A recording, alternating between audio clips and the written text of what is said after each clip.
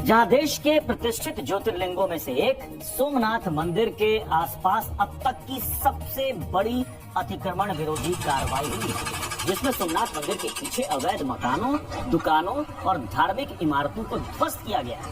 यह कार्रवाई देर रात को शुरू हुई और दोपहर तक चली। इस दौरान किसी भी तरह के विरोध को शांत करवाने का भी पूरा इंतजाम था। इस मेगा ड्राइव का मकसद सोमनाथ शहर को अतिक्रमण मुक्त करवाना है। इसी उद्देश्य को हासिल करने के लिए सबसे बड़ा बुलडोजर एक्शन हुआ है। कैसे हुआ है ये रिपोर्ट देखिए।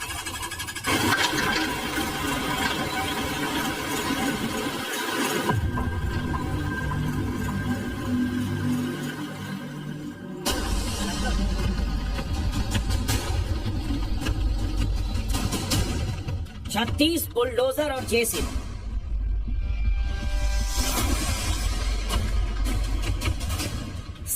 ट्रैक्टर ट्राली,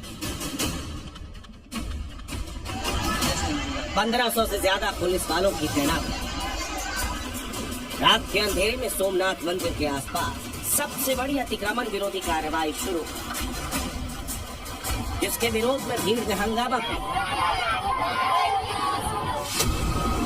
लेकिन प्रशासन पूरी तैयारी के साथ पहुंचा। 70 से ज्यादा लोगों को हिरासत में ले लिया गया और फिर शुरू हुई बुलडोजर एक्शन की मेगा ड्राइव। मकान, दुकान, ईदगाह, मस्जिद, जो भी अवैध निर्माण था, सबको जमींदोज कर दिया गया।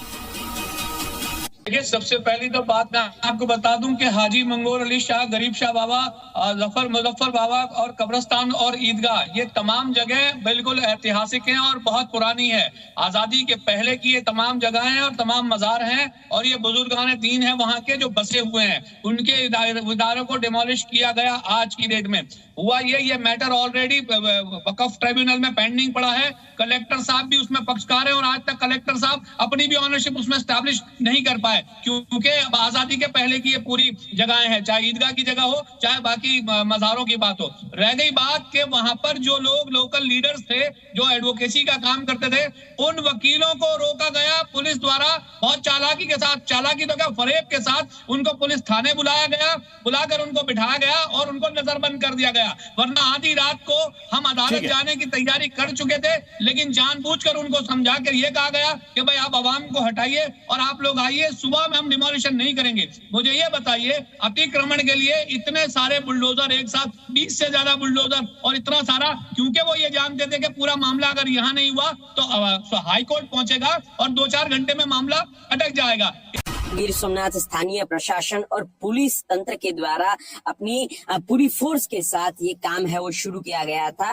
5 से 7 हजार जो रिहायशी लोग हैं, उन्होंने इसका विरोध किया था कि ये अतिक्रमण दूर नहीं होने चाहिए। पहले तो पुलिस के द्वारा उनको समझाने की पूरी कार्रवाई की गई, लेकिन मध्य रात्रि से ही पुलिस के द्वारा धीरे धीरे करके जो अपना काम है वो आगे बढ़ाया गया, से तैयार किया जा रहा था। करीब 1 महीने तक प्रशासन ने सभी अवैध निर्माणों की पहचान की। अवैध निर्माण में कई दरगाहों को भी चिन्हित किया गया, जिसके बाद अब तक 102 एकड़ सरकारी जमीन के अवैध निर्माण हटे। इस दौरान 9 अवैध धार्मिक स्थल और 45 रिहायशी इमारतों को तोड़ा जा चुका है, जिनमें 500 साल पुरानी दरगाह, कब्रिस्तान और ईदगाह पर भी बुलडोजर चला है। इस अभियान की संवेदनशीलता को देखते हुए सोमनाथ जिला प्रशासन हाई अलर्ट पर है। इस डेमोलिशन के बाद कॉरिडोर के काम में तेजी आने की संभावना है, लेकिन सवाल ये है कि अचानक ऐसा क्या हो गया कि एक साथ इतना बड़ा एक्शन ले लिया गया। दरअसल उज्जैन कॉरिडोर की तरह सोमनाथ में भी कॉरिडोर बनना है, जिसके लिए केंद्र सरकार से मंजूरी मिल चुकी है। सोमनाथ मंदिर के विकास के लिए अनेक योजनाओं पर काम चल रहा है। अवैध निर्माण के खिलाफ बुलडोजर एक्शन को गुजरात सरकार प्रमोट कर रही है, लेकिन सोमनाथ में एंटी इंक्रोचमेंट मेगा ड्राइव पर सवाल भी उठ रहे हैं। पूछा जा रहा है कि जब ये अवैध निर्माण हो रहा था, तब प्रशासन कहां सो रहा था।